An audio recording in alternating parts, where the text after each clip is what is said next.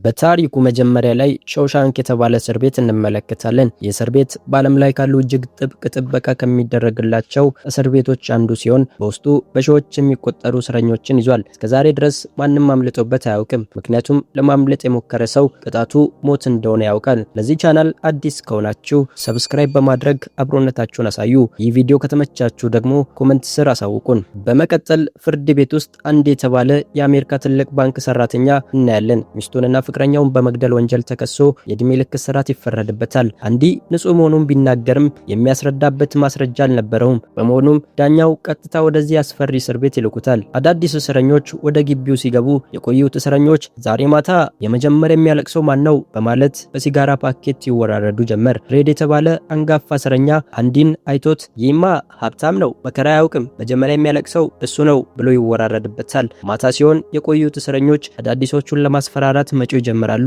አንደኛው አዲስ እስረኛ ፍርሃት አሸንፎት ወደ ቤት መሄድ እፈልጋለሁ እያለ ማልቀስ ይጀምራል። ጠባቂዎቹ መጥተው እንደዚህ ቢነግሩትም ሊያቆም ባለመቻሉ ይዘውት ወጥተው ራሱን እስኪረሳ ድረስ አብረክርከው ይደበድቡታል። በነጋታው ሬድ ውርርዱ መሸነፉን ያውቃል። ምክንያቱም አንዲ በዚህ ሁሉ እውከት ውስጥ አንድም ድምጽ ሳያሰማ በጽናት አድሯል። ሬድ ለጓደኛው የሲጋራ ዕዳውን ይከፍላል። አንዲ ብቻውን ቁርስ እየበላ ሳለ ብሩክስ ከተባለውና 50 ዓመታትን በእስር ቤት ካሳለፈው አዛውንት ጋር ይተዋወቃል። አንዲ ስለ እስር ቤቱ ሕግጋት ከሱ ይጠይቃል። ብሩክስ ለአንዲ ከውጭ ማንኛውም ዕቃ ማምጣት የሚችል ሰው ቢኖር ሬድ ብቻ መሆኑን ይነግረዋል። አንዲም ቀጥታ ወደ ሬድ ሄዶ ፍላጎቱን ይነግረዋል። ሬድም ነገሮችን አመጣለሁ፣ ነገር ግን ሰው መግደያ ወይም ማምለጫ የሚሆን ዕቃዎችን አልነካም ይለዋል። አንዲ ትንሽ መዶሻ እፈልጋለሁ ሲለው ሬድ ደንግጦ ሰው ልትገድልበት ነው ይለዋል። አንዲ ግን እኔ ጠላት የለኝም በማለት ያስረዳዋል። ሬድ ግን አንዳንድ መጥፎ ስሜት ያላቸውን እስረኞች እየጠቆመ አንተ ጠላት ባይኖርህም እነሱ ግን ጠላት ሊሆኑ ይችላሉ ሲል ያስጠነቅቀዋል። በነጋታው ሬድ መዶሻውን ያመጣልታል።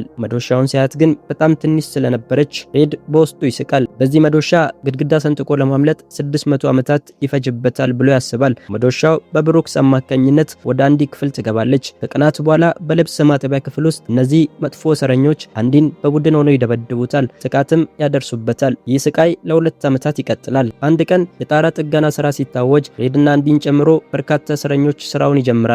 እዚያ ላይ ሃድሊ የተባለ በጣም ጨካኝ የጥበቃ አዛዥ ይጠብቃቸዋል። ሃድሊ ወንድሜ ሞቶ $30,000 አውርሶኛል፣ ነገር ግን መንግስት ግብር ሊበላኝ ነው እያለ ሲበሳጭ አንዲ ይሰማዋል። አንዲ ታላቅ ባንከር ስለነበር ያለ ግብር ገንዘቡን እንዴት ማውጣት እንደሚቻል ያውቃል። ወደ ሃድሊ ጠጋ ብሎ ሚስትህን ታምናታለህ ይለዋል። ሃድሊ በንዴት አንዲን አንቆ ከጣሪያው ላይ ሊወረውረው ሲል አንዲ ፈጥኖ ገንዘቡን በባለቤት ስም ካዛወርክ መንግስት እስከ $60,000 በስጦታ መልክ ስለሚቆጥረው አንድም ሳንቲም ግብር አይከፍልም ይለዋል። ይህንን ስራ በነፃ እንደሚሰራለትም ይነግረዋል። ሃድሊም በምላሹ ምን ትፈልጋለህ ሲለው አንዲ ፈገግ ብሎ ለጓደኞቼ ቀዝቃዛ ቢራ ግዛላቸው ይለዋል። በነጋታው እስረኞቹ በሙሉ ጣራ ላይ ቁጭ ብለው በነፃነት ቢራቸውን እየጠጡ ይዝናኑ ጀመር። አንዲ ግን አይጠጣም።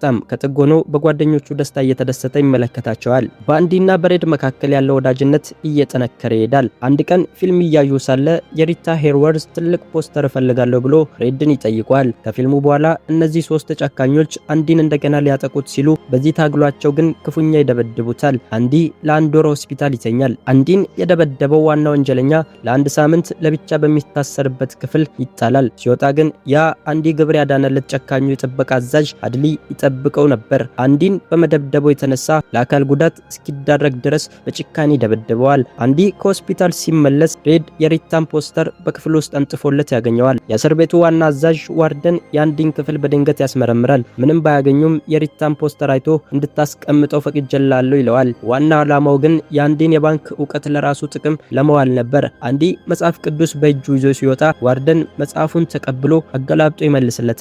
መዳን በዚህ ውስጥ ነው ያለው ይለዋል። በነጋታው ዋርደን አንዲን ቢሮ አስጠርቶ አንተን የመሰለ አዋቂ እዚህ መበስበስ የለበትም በሚል በቤተ መጽሐፍት ውስጥ ከብሩክስ ጋር እንዲሰራ ይመደበዋል። እዚያም የሌሎች ጠባቂዎችን የግብር ስራዎች በፍጥነት እየሰራላቸው በታዋቂነት ይናፈሳል። ስራው ሲበዛበት ሬድን ረዳቱ ያደርገዋል። አንድ ቀን ብሩክስ በድንገት የአንድ እስረኛ ጉሮሮ ላይ ቢላውን ይጭናል። ምክንያቱም የእስር ዘመኑ አልቆ ውጣ ተብሏል። 50 ዓመት ሙሉ እስር ቤት የኖረው ብሩክስ የውጭው ዓለም አስፈርቶታል። ወንጀል ሰርቶ እዚያው ለመቅረት አስቦ ነበር። አንዲ አረጋግቶት ቢላውን እንዲጥል ያደርገዋል። ብሩክስ ከእስር ቤት ወጥቶ ወደ ውጭ ዓለም ሲቀላቀል ሁሉም ነገር ተቀይሮበታል። መኪናዎች በዝተዋል። ህይወት ፈጣን ሆናለች።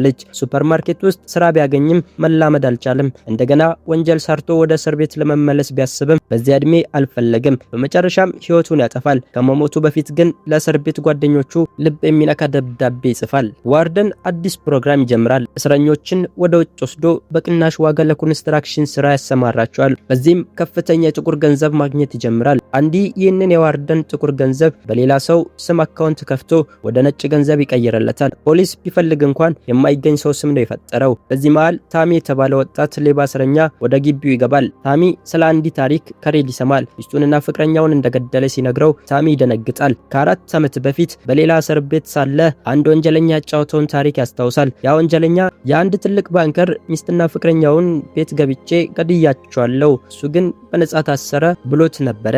አንዲ እውነተኛውን ገዳይ ሌላ ሰው መሆኑን ሲያውቅ ለዋርደን ይነግረዋል። ዋርደን ግን አንዲ ከወጣ የጥቁር ገንዘቡ ሚስጥር ስለሚጋለጥበት ታሪኩን ውሸት ነው ይለዋል። አንዲ በንዴት ሲጮህበት ለአንድ ወር ጨለማ ክፍል ውስጥ እንዲታሰር ያደርገዋል። ዋርደን ታሚን አስጠርቶ ይህንን በፍርድ ቤት ትመሰክራለህ ይለዋል። ታሚም አዎ ሲል ዋርደን ለጠባቂው ባይን ጥቅሻ ምልክት ሰጥቶት ታሚን በጥይት አስደብድቦ እንዲገደል ያደርገዋል። ለአንዲ ግን ሊያመልጥ ሲል ተገደለ ይሉታል። አንዲ ዋርደን እጅግ ባለጌ መሆኑን ይረዳል። ከእንግዲህ ስራን አልሰራም ሲለው ዋርደን እስር ቤቱን ሲኦል አደርግባለሁ በማለት ሌላ 1 ወር ጨለማ ክፍል እንዲጨመርበት ያደርገዋል። አንዲ በድምሩ 2 ወር በጨለማ ክፍል ይታሰራል። አንዲ ከጨለማ ክፍል ሲወጣ ለሬድ እኔ እዚህ አልቆይም ወይም ሜክሲኮ ባህር ዳርቻ ሂጄ ጀልባ እያደስኩ ምግብ ቤት ከፍቼ እኖራለሁ፣ እዚያ አንተን የመሰለ ቀልጣፋ ሰው ፈልጋለሁ ይለዋል። ሬድ ግን ተስፋ አደገኛ ነገር ነው፣ እብድ ያደርጋል ይለዋል። አንዲ ከመሄዱ በፊት አንድ ቀን ከወጣ ሚስቴን ወዳቀረብኩባት ትልቅ ዛፍ ስር ሂድ፣ እዚያ ጥቁር ድንጋይ ታገኛለህ፣ በስሩ የተቀበረውን ሳጥን ኢ ብሎ አድራሻ ይሰጠዋል። በዚያው ምሽት አንዲ የዋርደንን ሰነዶች ካስቀመጠ በኋላ የዋርደንን ጫማና ልብስ ይዞ ወደ ክፍሉ ይገባል። በነጋታው ጠዋት ሁሉም እስረኛ ሲወጣ አንዲ ግን አልወጣም። ለ20 ዓመታት ይህ ሆኖ አያውቅም ነበር። ጠባቂው ወደ ክፍሉ ሄዶ ሲመለከት ክፍሉ ባዶ ነው። አንዲ በታምር ጠፍቷል። ሳይረን ይጮዋል። ዋርደን በንዴት ሬድን ያስመጣል። ዋርደን በንዴት ግድግዳው ላይ ወዳለው የሪታ ፖስተር ድንጋይ ሲወረውር ድንጋዩ ፖስተሩን ቀዶ ወደ ውስጥ ይገባል። እጁን ሰዶ ሲያየው ጉድ ነው። አንዲ በዚያች ትንሽ መዶሻ ለ20 ዓመታት በፖስተሩ በስተጀርባ ግድግዳውን እየቦረቦረ ታላቅ መውጫ መተላለፊያ ሰርቶ ኖሯል። የወጣውን አፈር በኪሱ እያያዘ ግቢ ውስጥ ይበትነው ነበር። አንዲ በዚያ ምሽት የዋርደን ልብስና ጫማ ለብሶ የጥቁር ገንዘብ ሰነዶችን ይዞ በቆፈረው ጉድጓድ ውስጥ ይሾልካል። በመቀጠል ለ2 ኪሎ ሜትር ርዝመት ያለው የቆሸሸ የፍሳሽ ቱቦ ውስጥ እየተሳበ አልፎ በመውጣት ነፃነቱን ያውጃል። በነጋታው አንዲ በፈጠረው ሰው ስም ወደ ተከፈተበት ባንክ በመሄድ የዋርደንን $370,000 በሙሉ በራሱ ፊርማ ያወጣል። በአንድ ጀንበር ባለጸጋ ይሆናል። በመቀጠል የዋርደንን የሙስና ማስረጃዎች በሙሉ ለጋዜጣ ያሰራጫል። ዋርደን ካዝናውን ሲከፍት የሰነዶች ምትክ መጽሐፍ ቅዱስ ያገኛል። የመጀመሪያ ገጽ ላይ ልክ ነበርክ፣ መዳን በዚህ ውስጥ ነው የሚል የአንዲ ጽሑፍ አለ። ገጹን ሲገልጠው የመዶሻዋን ቅርጽ ተለጥፎበት ለ20 ዓመታት ሙሉ መዶሻ የተደበቀችው እዚሁ መጽሐፍ ቅዱስ ውስጥ ነበር። ፖሊሶች ሊያስሩት ሲመጡ ዋርደን ራሱን በጥይት ያጠፋል። ከጥቂት ጊዜ በኋላ ሬድም ይፈታል። የውጭ ዓለም ባይመቻቸውም ለአንዲ የገባውን ቃል አስቦ ወደ ተባለው ዛፍ ይሄዳል። እዚያም ጥቁሩን ድንጋይ አንስቶ ሳጥኑን ሲከፍተው ገንዘብና ደብዳቤ ያገኛል። ደብዳቤው ተስፋ መልካም ነገር ነው ይላል። ሬድ ጉዞውን ቀጥሎ ሜክሲኮ ባህር ዳርቻ ላይ ደርሳል። እዚያም አንዲ ጀልባውን እየጠገነ ያገኘዋል። ሁለቱ ምርጥ ጓደኛሞች በደስታ ተቃቅፈው ህልማቸውን ይኖራሉ። ታሪኩም እዚህ ላይ ያበቃል። የዛሬው የፊልም ታሪካችን ይህንን ይመስላል። ከወደዳችሁት እባካችሁ ላይክ ማድረጋችሁን እንዳትረሱ። እንዲሁም ይህንን የመሰሉ ሌሎች አዳዲስና አዝናኝ የፊልም ታሪኮች በፍጥነት እንዲደርሳችሁ ቻናላችንን አሁኑኑ ሰብስክራይብ ያድርጉ እባካችሁ አድርጉ። በቀጣይ የየትኛውን ፊልም ባጭሩ እንድንተርክላችሁ ትፈልጋላችሁ? ሐሳባችሁን በኮመንት መስጫ ላይ አጋሩን። እስከሚቀጥለው ቪዲዮ በሰላም ቆዩልን። ቻው።